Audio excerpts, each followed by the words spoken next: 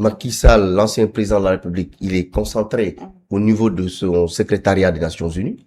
Donc, je pense que vouloir génn fii di naan lépp liñ fi daan dégg ce n'est que des paroles en vain. Et c'est pas sérieux en plus. Dëkk dañ koy diriger avec un leadership ferme. Donc, di caaxaan yorul dëkk. Donc, ay waxu dañ koy suivre, je ne sais quoi, poursuite, il y a rien. Amul benn rapport, amul benn dossier sur la table bu ñu naan il a été épinglé ou quelque chose du genre. Donc, encore une fois, c'est un fils du Sénégal qui a servi ce pays avec dignité, avec abnégation. Aujourd'hui, nekkatu fi, malgré lépp liñ fi jot a wax de toutes ces années, malgré lépp lu fi xew, Macky Sall bu muy dem fu mu jaar. waaw su ñëwaatoon tey jii yaa ngi naan ay caaxaan la mais bu fekkonte ne dafa ñëwaat bu dee c'est officiel ndax tey ñëwaat googu nekkut ay pexe yoo xamante ne nii ci président de la République pour peut-être pouvoir le rencontrer pour récupérer moom li mu yor ndax gis nañ li fi xew fan yi. Non, même pas. C'est tout à fait normal et logique que moom mu ñëw Sénégal waxtaan ak actuel président pour l'intérêt commun. Si bu fekkee dafay ñëw pour ñoom ñaar ñu waxtaan, l'essentiel, il faut comprendre que li fi xewoon les 2 dernières années dafa doy. Et donc ñoom ñaar, peu importe la rencontre et peu importe le sujet, si c'est pour apporter benn plus-value, si c'est pour apporter des solutions, si c'est pour tourner une page, si c'est pour tegaat Sénégal ci raay mu jëlaat leadership am au niveau de la sous-région, au niveau international, je trouve que ça c'est quelque chose de salutaire. Donc keneen ku ci am leneen, c'est des gens qui n'aiment pas ce pays. C'est des personnes qui, soi-disant, je sais même pas quoi, j'évite même de citer le truc. Mais si c'est des jalons politiques lañ bëgg def ndax tamit yaa ngi naan intérêt commun ndax tamit bu ñu gisee pexe yi le président de la République di teg bu fekkente ne pexe yooyu jib na c'est pas l'intérêt commun ndax c'est comme si des jalons politiciens lañuy poser. Bon, tout ça déjà, moi je pense que c'est des questions pertinentes. Macky Sall, il fut le président du Sénégal, nekkatu ko, mu ngi briguer leneen. Diomaye c'est actuel président.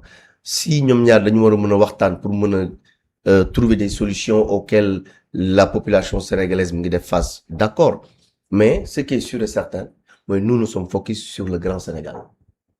dinañu ñëw ci Grand Sénégal nous sommes mais ku la lim wax sur c'est ce Grand important monsieur Sénégal. Kadiona. Non, c'est très important. Parce que tey jii ñu bari ñu ngi gis nañ appel génne communiqué ginnaaw Waaw. bi ñu annoncé que ne le président de la République dafay créer un parti politique. Et ce parti politique gis nañ bi mu koy annoncé ci fi nga xam ne nekk palais de la République ñu gis fa ay maires yoo xamante ni maires yooyu ba ñuy falu APR moom moo taxoon ñu falu wala Tout à Benno fait, Bokk tout à Yaakaar fait, tout à tey fait. jii maires yooyu noonu nekk ay membres fondateurs ci futur parti bu président Bassirou Diomaye Faye di créer ñu gis APR génne communiqué di ñaaw lu ni mel ba am sax ay kàddu yoo xamante ni yëkkati nañ ko ci est-ce que loolu bu amee ñu ne ñoom ñaar dinañu toog est-ce que duñ ci mën a jàngatee ne ëllëg bu ñu toogee APR mën nañoo jël APR yakkal ko ki nga xamante ni moo nekk le président de la République est-ce que mënuñ ci xaar lu mel noonu. Bon, vous savez, en politique, c'est très dur de prendre les devants sur beaucoup de choses. Mais ce qui est sûr et certain, comme nous l'avons dit, je pense que j'ai bien répondu. Moi, me concernant, peu importe discussion, Yutunek, tant que c'est pour stabiliser ce pays, tant que c'est pour que le Sénégal gagne ci goutte bi ñu nekk, tant que c'est pour que le Sénégal reprenne le leadership bi mu am au niveau de la sous-région ak international, tant que c'est pour stabiliser, comment dirais-je, refaire l'image de ce pays, refaire l'identité de ce pays, non, je trouve que c'est bien. Et su ñuy wax refaire l'image du pays ñaar ñi nga xamante ne njortu nañ ne l'image du pays si c'est dégradé c'est à cause de parce que nag mënuñu ci génne Bassirou Diomaye Faye ndax moom bokkoon na fi ci li fi xewoon en 2021 te ki waraloon coow li aussi moom mooy le président Macky Sall ndax foog nga ni ñaar ñooñu ñooy defar le Sénégal. Bon, le Sénégal ñu koy defar, je pense que c'est nous ñun ñoo koy defar. Je parle pas de Macky Sall avec tout le respect qu'on a pour lui. On l'a accompagné durant des années. Il n'a plus d'ambition pour ce pays. Il faut comprendre, il faut le comprendre. Ah oui, ñi wax Macky 2029 nga ne il n'a plus d'ambition non, pour Macky ce pays. 2029, les gars yi waxuñu ko, les gens dañuy caaxaan. Mais ce qui est sûr et certain, mooy Macky dafa concentré wu ci secrétariat au niveau des Nations Unies te ñu ngi koy féliciter di ko jàppale. Maintenant, nous concernant dans ce pays, comme nous l'avons dit tout à l'heure, on tire vraiment la fin de la récréation. Il faut que les dignes fils de ce pays ñu génn wax ak Sénégalais yi.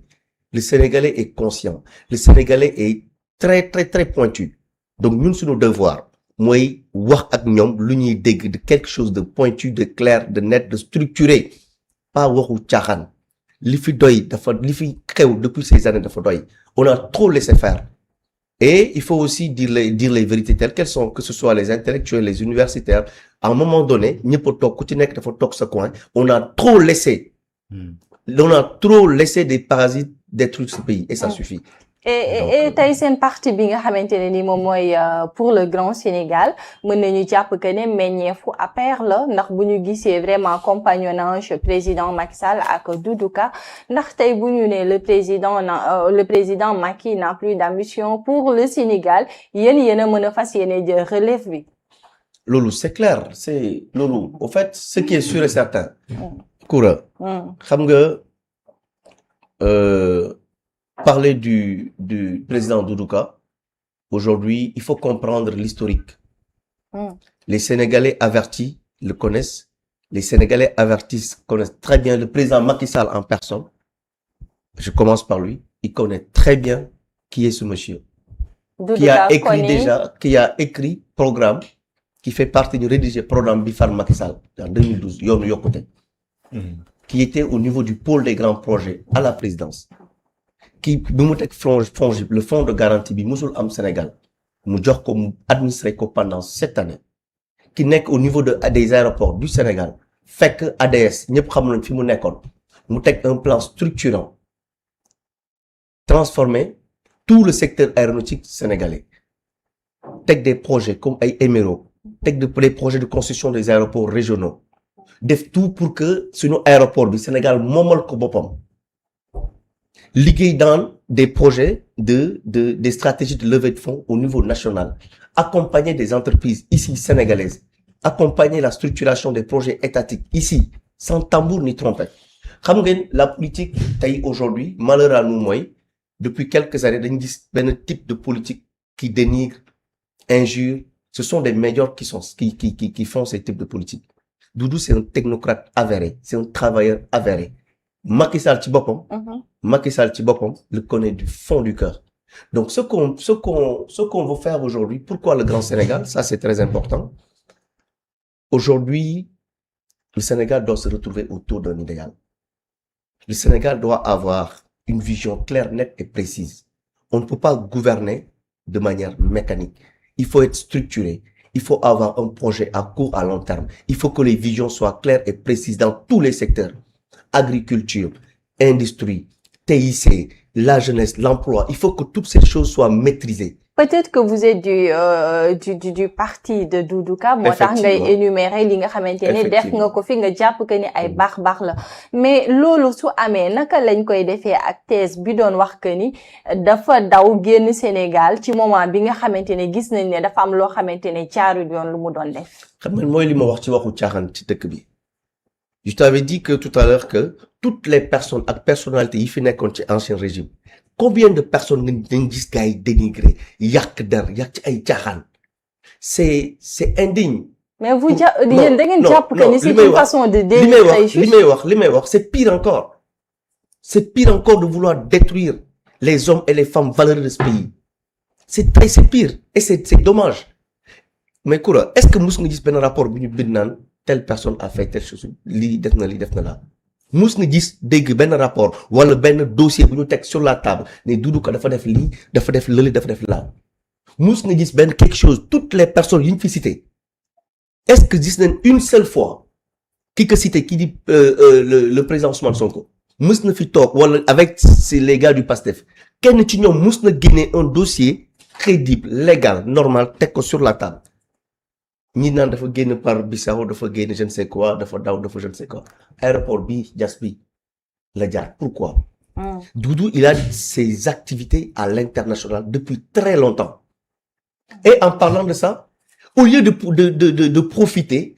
de prendre le meilleur de nos intellectuels le meilleur de nos hauts cadres nous sommes en train de les dénigrer je vous donne un exemple aujourd'hui la Guinée Conakry que vous voyez avec un programme de Simandou c'est du genre suñu programme Sénégal comme PSE bi fi nekkoon ak valeur de 200 millions de dollars c'est Doudou Ka qui mooy accompagné